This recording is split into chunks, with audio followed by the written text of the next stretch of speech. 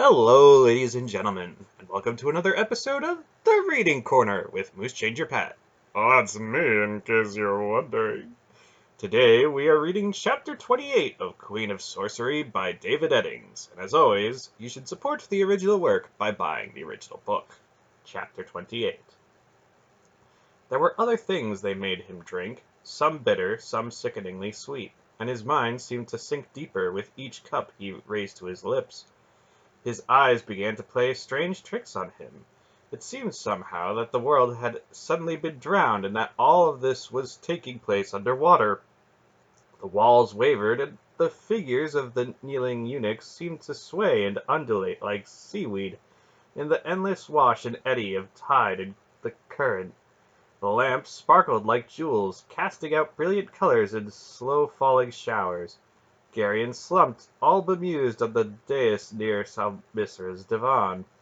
His eyes filled with light and his head washed clean of all thought. There was no sense of time, no desire, no will. He briefly, and rather vaguely, remembered his friends, but the knowledge that he would never see them again brought only a brief passing regret, a temporary melancholy that was rather pleasant. He even shed one crystal tear over his loss. But the tear landed on his wrist and sparkled with such an unearthly beauty that he lost himself utterly in contemplating it. "How did he do it?" the Queen's voice said somewhere behind him.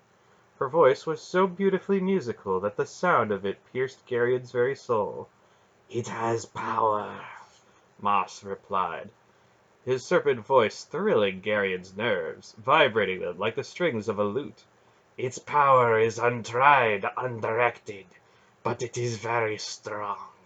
Beware of this one, beloved Salmisra. It can destroy quite by accident." "I will control him," she said. "Perhaps," the snake replied. "Sorcery requires will," Salmisra pointed out. "I will take his will away from him. Your blood is cold, Moss, and you've never felt the fire that fills the veins with the taste of Orant or Athol or Caldis. Your passions are also cold, and you can't know how much the body can be used to enslave the will. I'll put his mind to sleep and then smother him with love." "Love, Salmisra?" the snake asked, sounding faintly amused. "The term serves as well as any other," she replied. "Call it appetite, if you wish." "That I can understand," Moss agreed. "But don't underestimate this one, or overestimate your own power. It does not have an ordinary mind.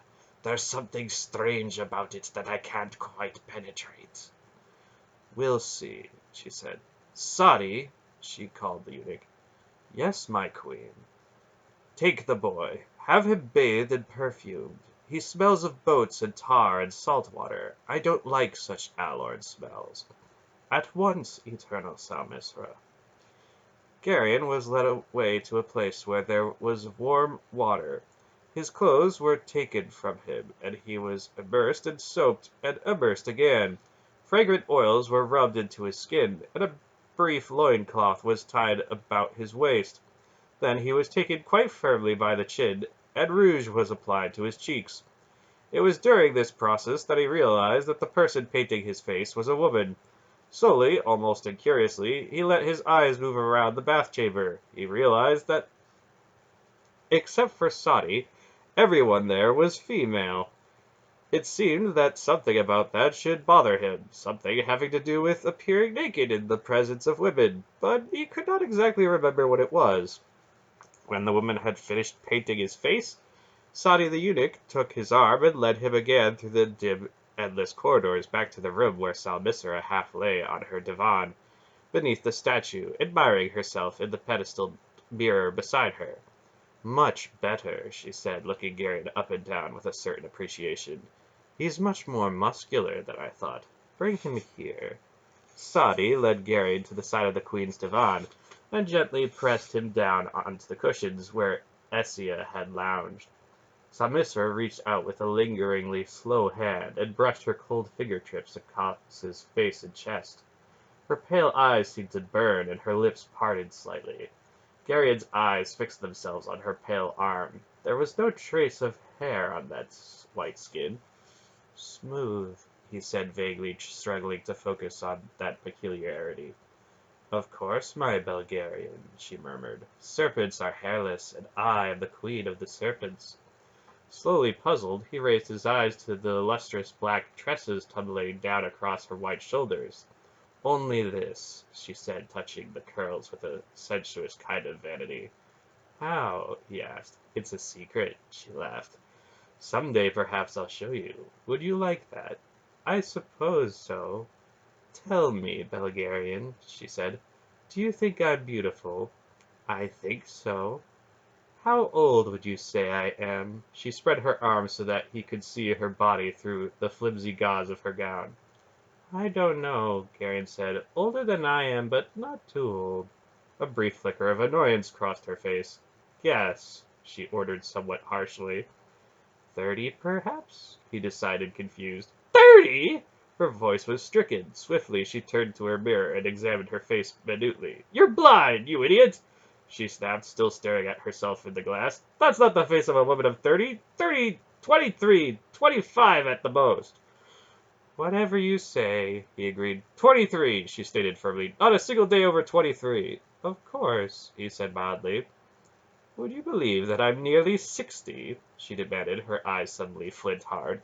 No, Garen denied. I couldn't believe that. Not 60. What a charming boy you are, Bulgarian, she breathed at him, her glance melting. Her fingers returned to his face, touching, stroking, caressing. Slowly, beneath the pale skin of her naked shoulder and throat, curious patches of color began to appear.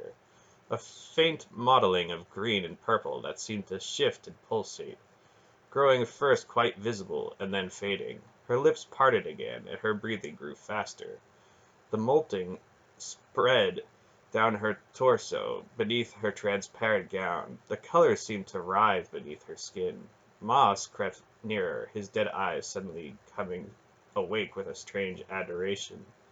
The vivid pattern of his own scaly skin so nearly matched the colors that began to emerge upon the body of the Serpent Queen, that when he draped a caressing coil across one of her shoulders, it became impossible to say exactly where lay the boundary between the snake and the woman. Had Garion not been in a half stupor, he might have recoiled from the queen. Her colorless eyes and mottled skin seemed reptilian, and her openly lustful expression spoke of some dreadful hunger. Yet there was a curious attraction about her. Helplessly, he felt drawn by her blatant sensuality. Come closer, my Bulgarian, she ordered softly. I'm not going to hurt you. Her eyes gloated over her possession of him. Not far from the dais, Sadi the eunuch cleared his throat. Divine Queen, he announced, the emissary of Tar Urgas requests a word with you. Or Tuchik, you mean, Salmisser said, looking faintly annoyed. Then a thought seemed to cross her mind, and she smiled maliciously. The mottling of her skin faded. Bring the Grolim in, she instructed Sadi. Sadi bowed and withdrew, to return a moment later with a scar-faced man in the garb of a Murgo. Give welcome to the emissary of Tar Urgas, the eunuch chanted. Welcome, the chorus replied. Carefully now, the dry voice in his mind said to Garion. That's the one we saw at the harbor. Garion looked more carefully at the Murgo and realized that it was true. Hail, eternal Salmisra, the Grolim said perfunctorily, bowing first to the queen and then to the statue behind her. Tar Urgas, king of Thal Murgos, sends greetings to the spirit of Issa and to his handmaiden. And there are no greetings from Tuchik, high priest of the Grolims, she said, her eyes bright. Of course, the Grolim said, but those are customarily given in private. Is your errand here on behalf of Tar Urgas or Tuchik? She inquired, turning to examine her reflection in the mirror. May we speak in private, your majesty? The Grolim asked. We are in private, she said. But he looked around at the kneeling eunuchs in the room. My body servant, she said. A Nyissan queen is never left alone. You should know that by now. And that one? The Grolim pointed at Garion. He is also a servant, but of a slightly different kind. The Grolim shrugged. Whatever you wish. I salute you in the name of Tuchik, High Priest of the Grolims and disciple of Torak. The handmaiden of Issa salutes Tuchik of Rak Cathal, she responded formally. What does the Grolim High Priest want of me? The boy, your majesty, the Grolim said bluntly. Which boy is that? The boy you stole from Polgara and who now sits at your feet. She laughed scornfully. Convey my regret to Tuchik, she said, but that would be impossible. It's unwise to deny the wishes of Tuchik, the Grolim warned. It's even more unwise to make demands of Salmisra in her own palace, she said. What is Tuchik prepared to offer for this boy? His eternal friendship? What need has the Serpent Queen of friends?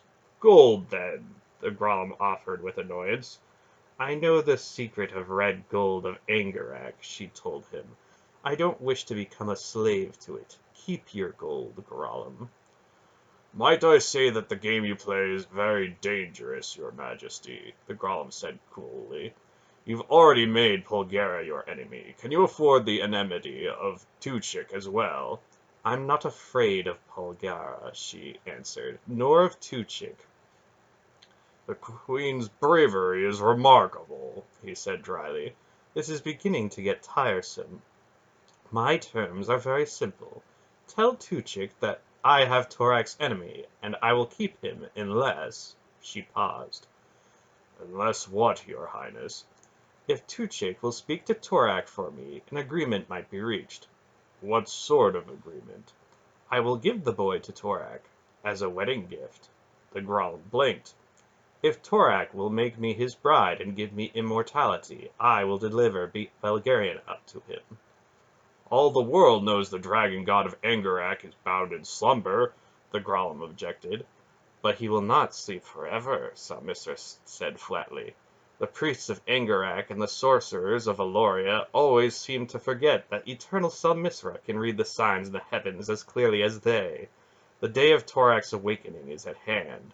Tell Tuchik that upon the day that I am wed to Torak, Belgarian will be in his hands. Until that day, the boy is mine. I shall deliver your message to Tuchik, the Grolim said with a stiff, icy bow. Leave, then, she told him with an airy wave of her hand. So that's it, the voice in Girian's mind said as the Grolim left. I should have known, I suppose. Moss, the serpent, suddenly raised his head, his great neck flaring and his eyes burning. Beware! He hissed. Of the Grolim? Salmisra laughed. I have nothing to fear from him. Not the Grolim, Moss said. That one! He flickered his tongue at Garion. Its mind is awake! That's impossible, she objected. Nevertheless, its mind is awake. It has to do, I think, with the metal thing around its neck. Remove the ornament, then, she told the snake. Moss lowered his length to the floor and slid around the divan toward Garion. Remain very still, Garion's inner voice told him. Don't try to fight.